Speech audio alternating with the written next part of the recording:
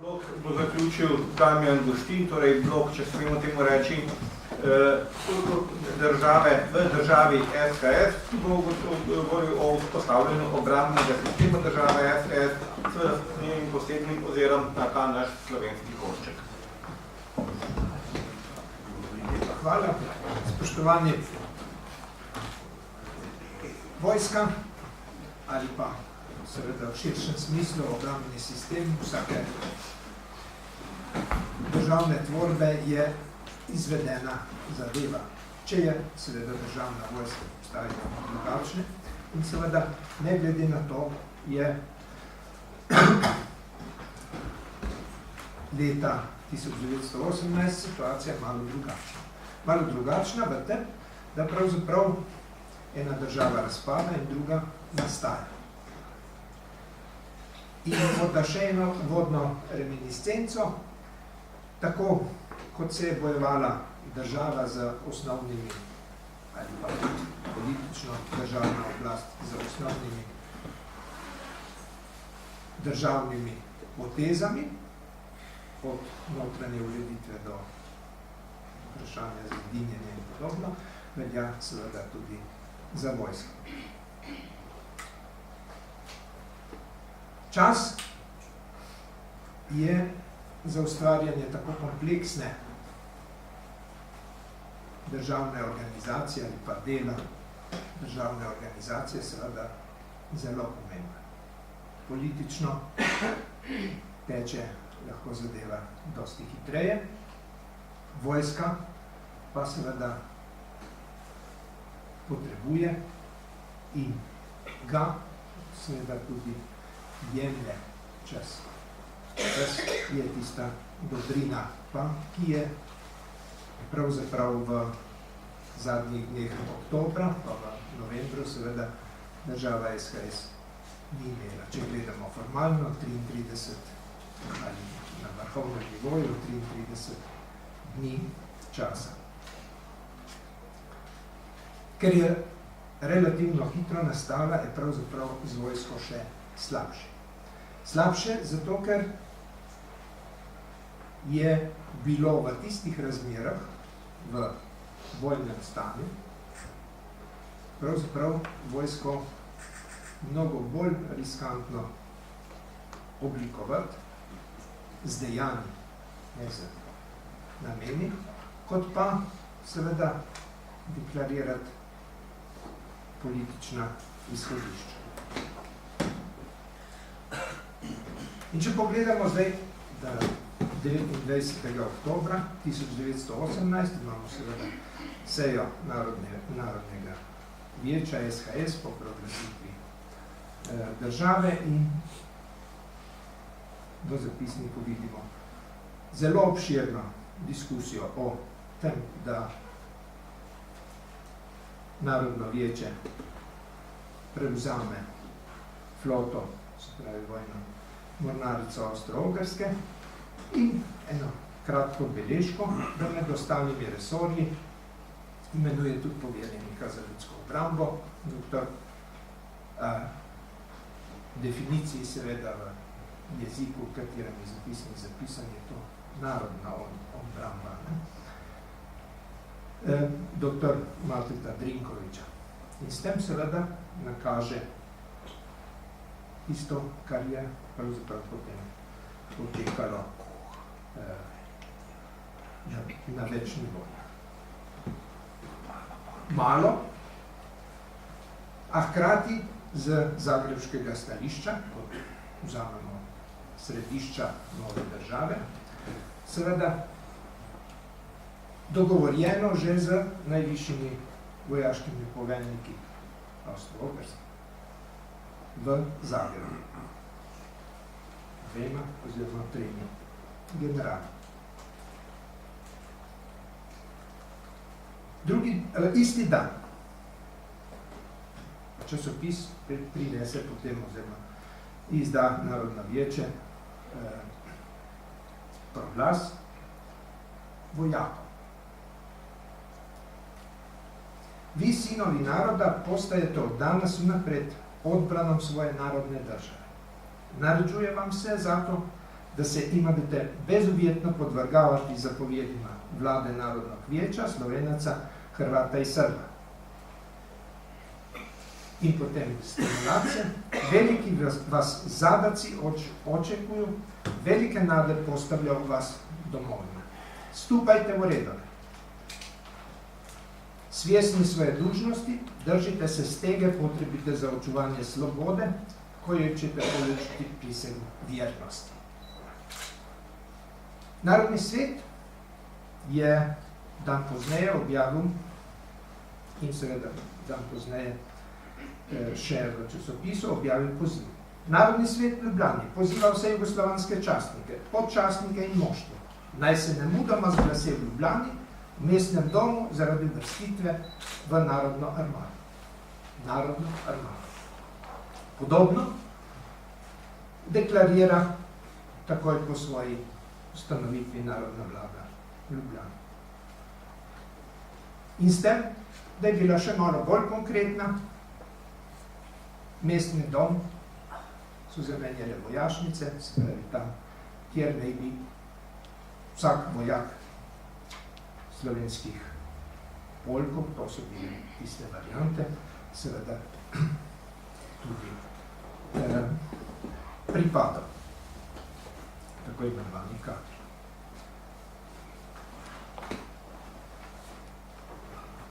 Varnostne razmere, v katerih je država nastajala, seveda so bile zelo razprte.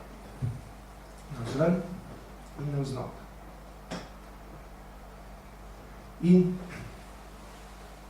vojska ni bila zgolj tista samoumeven del državne organizacije, ampak seveda vojska in seveda obrambni sistem v širšem smislu, ki naj zavaruje, ki naj izvrši neke mnogo bolj konkretne naloge.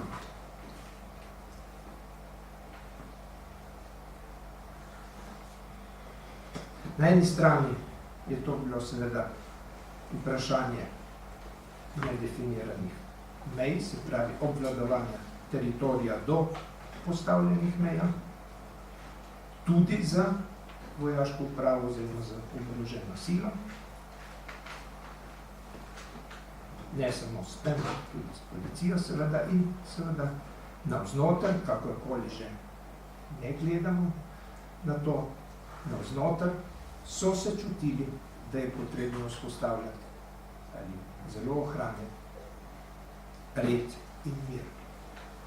Mislim, da je bilo že več stvari omenjenih, zeleni kader, dezerterstvo, ropanje in potem se je pojavila za premirjem in umikanjem predvsem ogrskih vojakov, seveda še naslednja veliko varnostno ogrožanje, umik oziroma premik glavnine armade z fronte v Italiji. Potovali so, velika večina, 2/3, skozi slovensko ozemlje. Peš, z vlaki.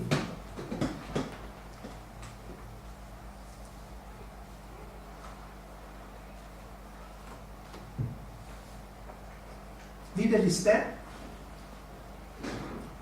kaj je generalno veljalo. Prenesemo vse, kar je bilo včeraj v danes, razen če uredimo izrecno drugače.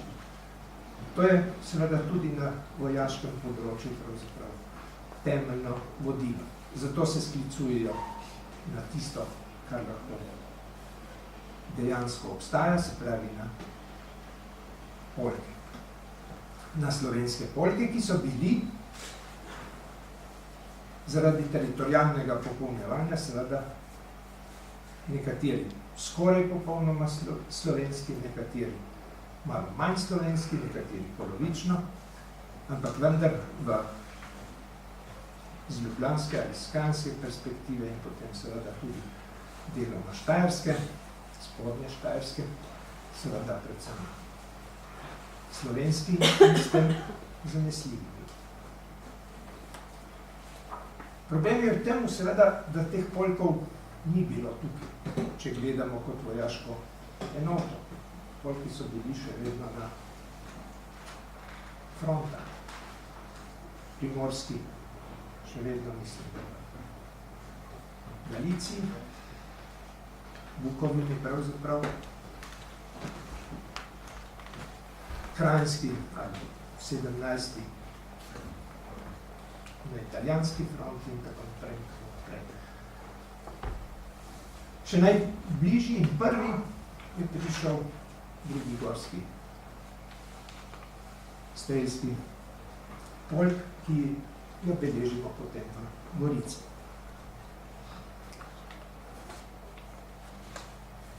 Če se vrnemo zdaj v Zagreb. Veliki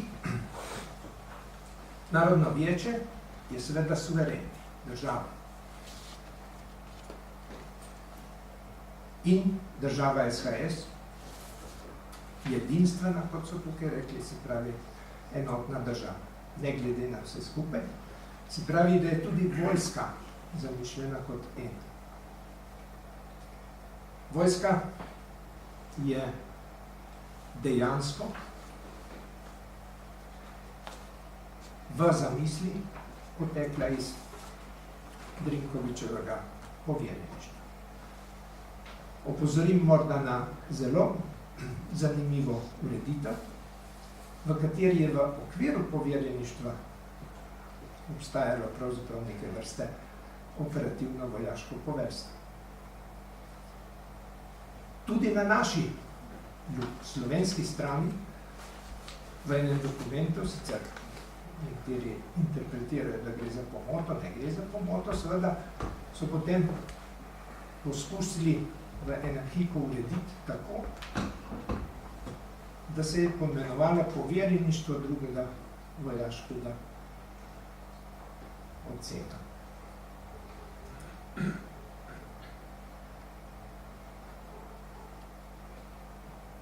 Pomembnejše za slovensko stran je seveda naslednje operativno oziroma pravzaprav edino dejansko vojaško poveljstvo.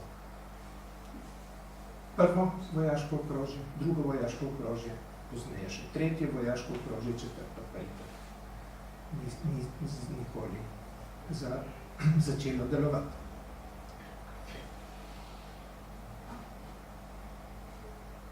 Drugo vojaško okrožje je bilo postavljeno 31. Boljše rečeno izdan je bil ukaz seveda. Za sedežem v Ljubljani je bilo postavljeno 31. oktobra v Zagrebu in tam so mu tudi poiskali komandanta, da govorim staro besedo, ali poveljnika, in načelnika štaba. Podmaršal Ištvanovič je v Ljubljano prišel, to generalski čin, prišel v Ljubljano z Reke, kar sem lahko zasledil, kjer je bil poveljnik nekaj časa vojaških ali narodnih straž tamkajšnjega narodnega sveta. Pomembnejši pravzaprav, njegov načelnik štaba, Milan Urbanski, polkovnik, je pa prišel predvidevan, da je zadnja funkcija, ki sem jo lahko zasledil, njegovo v Avstro-Ogrski armadi je bila, da je bil upravnik nekega, poveljnik nekega zalednega vlada, jugozahodne fronte, ne vzhodne. Ta dva sta prišla v Ljubljano in narodna vlada ju je akceptirala kot poveljnika vojske države SHS v slovenskem delu. Kajti drugo vojno okrožje, vojaško okrožje, če prevedemo po slovensko, je seveda sprva imelo ne samo slovenske dežele, ampak seveda tudi v svojem teritorijalnem obsegu.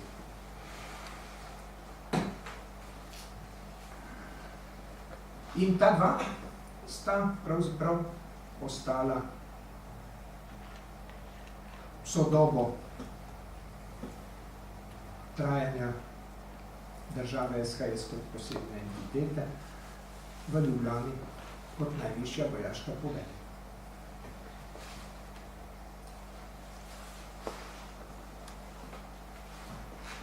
Malo drugače se je zgodilo, ko so poslali poveljnike, to je mimogrede, poveljnike tretjega vojaškega okrožja v Sarajevu. Sarajevska vlada je rekla, stop, ta dva gospoda, ne ta dva ista, druge dva gospoda, ne bomo sprejeli.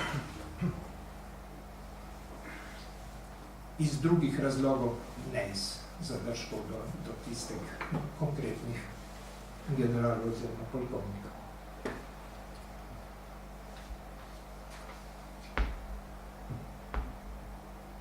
Imenovati poveljstvo je seveda prva stopnja. Postaviti vojsko je precej težje.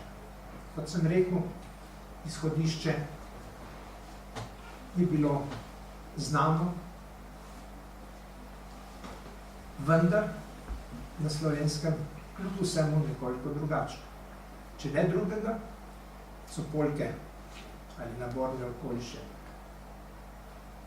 iz katerih so izvirali nekoliko združevali, povezovali, prilagajali seveda tudi tistemu, kar je bilo mogoče. In zato imamo nove nazive, iz nobenih več avstrijskih številk, ampak ljubljanski, mariborski, celjski, slovenski planinski, tržaški, ne glede na to seveda, da se je popolnil relativno malo. Tržaški seveda odpira še eno drugo vprašanje. Narodna vlada je seveda postavljala, pa ne samo narodna vlada, seveda na ozemlje, ki ga je zasedala italijanska vojska, svojo suvereno pravico. Tudi če je izviralo iz definicije, da prevzema vlado po pravici okupacije. In tržaški polk simbolizira tudi to nekem oziru. Jasno je, da niso popolnjevali z mobilizacijo, kot so popolnjevali v drugih ozirih, ampak z tistimi vojaki, ki se pravzaprav niso mogli, niso želeli vrniti na ozemlje, ki je bilo že okupirano. Vprašanje mobilizacije. Prva mobilizacija seveda ni sledi iz tistega poziva, ki sem ga prebiral prej. Drinkovićevo poverjeništvo je objavilo mobilizacijo od 18 za vseh narodnih pripadnikov od 18. do 40. leta. In kaj?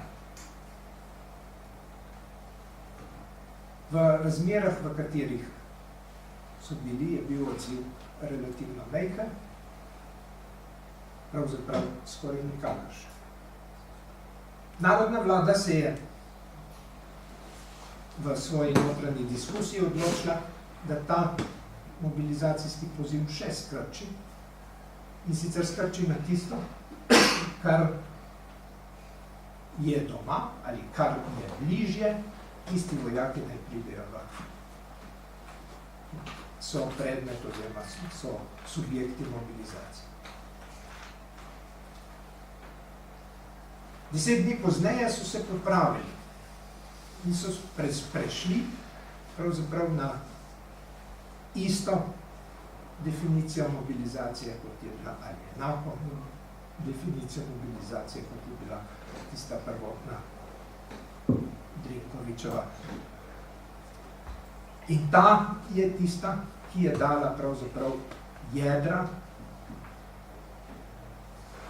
moštev teh 5 oziroma 6. Polkom nekateri pravi, eno bataljono, drugi jedro. Kaj pomeni jedro? Če gledamo seveda polk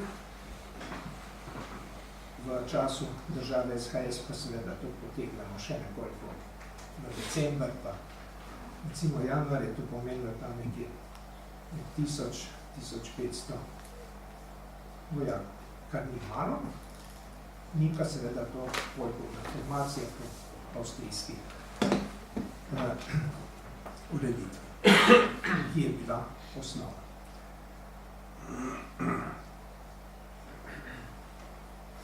Glede mobilizacije še ena reminiscenca.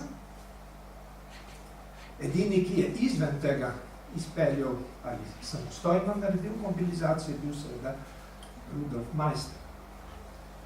Za svoje območje, poveljstva za Spodnji Štajer, ob tem, da so ga imeli za tistega, ki presega pooblastila. In zato je potem v Ljubljano njegova pogovori ali telefonski ali seveda tudi osebna poročanja so pravzaprav skoraj vedno sestavljena ne samo iz dobrih stvari, ampak seveda tudi iz stvari, ki mu jih je treba povedati.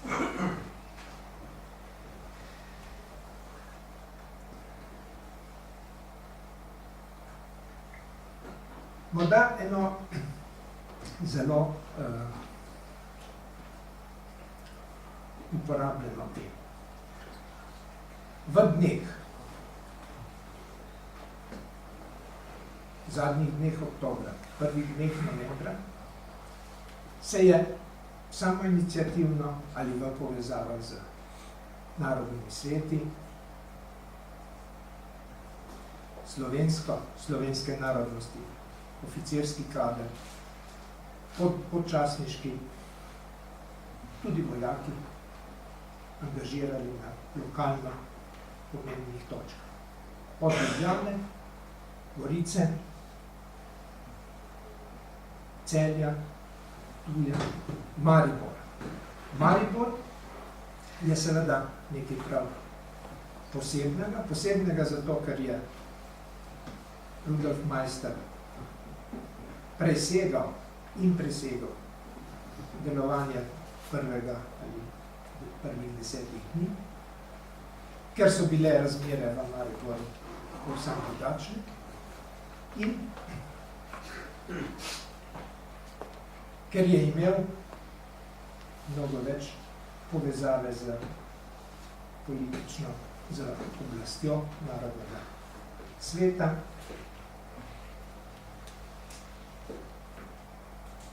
Je pravzaprav dosegel bistveno več, dosegel je pravzaprav prehod v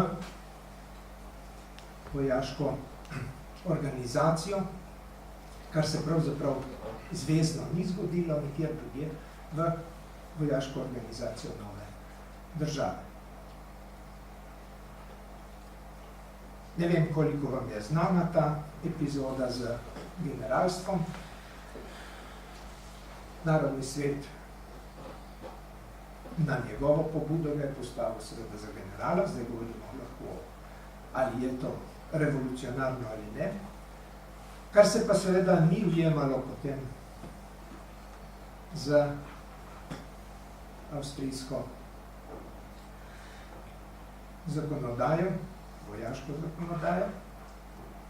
Izredna napredovanja so namreč bila in jih je celokupna narodna vlada seveda tudi potrjevala, kar okoli 20. Vendar je bila tam pravzaprav ključna. Izredno napredovanje za izredna dejanja seveda je bilo je lahko dosegalo 2 čina. In uradniško razmišljajočo narodno vlado je seveda to zelo skrbelo, ker je preskočil 3 čina. In iz tega izhaja potem ta krasna solucija, ki jo je uporabljala mimogrede tudi Slovenska vojska v osamosvojitvi, da je postal uradno polkovnik v svojstvu in s pravicami generala. Če samo zaključim, ko mi dovoliš. Kolega Perovšek je prejle naštel lepo vse puške in može in vse ostalo, kar se tiče Slovenske vojske. Rad bi pa samo to rekel. Iz nič je kakorkoli že v približno 50 dneh nastala neka organizirana vojaška formacija, lahko rečemo tudi vojska, z jasno hierarhično poveljniško strukturo, bodisi neposredno od poveljstva drugega vojaškega okrožja podrejenimi štabi polkov, bodisi z 3 posebnimi poveljstvi, mestnimi poveljstvi, od katerih je bilo eno že omenjeno, se pravi to poveljstvo za spodnji Štajer in poznejše za skrajšanim, seveda za skrajšanim teritorijem tudi, štajersko obmejno poveljstvo in potem 2 za tiste kraje, kjer je bilo najpomembnejše oziroma najbolj občutljivo, se pravi še poveljstvi za, obmejni poveljstvi za vzhodno Koroško in zahodno Koroško. Tistih 12,000 mož na različnih pozicijah je torej v povezavi, v jasno, lahko rečemo, izpeljani hierarhiji, vojaški hierarhiji, kar je pomembno seveda, z veliko šibkosti notranje, ampak kljub vsemu vojska velik dosežek slovenske organizacijske, državne misli in kulture. In s tem bi pa res končal.